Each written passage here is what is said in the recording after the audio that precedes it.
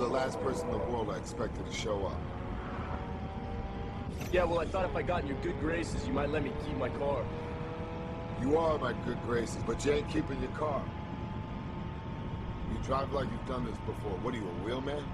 No. You boost cars? No, never. Ever done time? A couple of overnighters, no big deal. What about the 2 years in juvie for boosting cars? Tucson, right?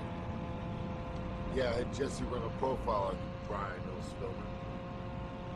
He'll find anything on the web, anything about anybody. So why bullshit? So what about you? 2 years in Lompoc. I'll die before I go back.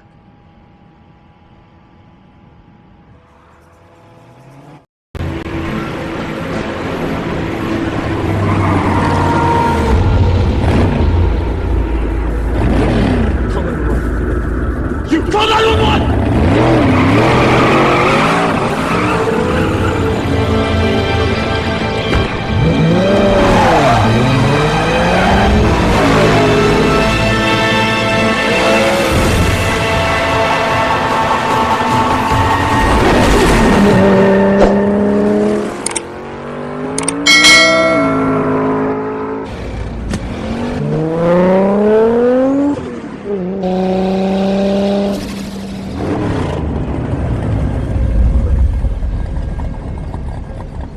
I used to drag here back in high school. That railroad crossing up there is exactly a quarter-mile away from here. On Green, I'm going for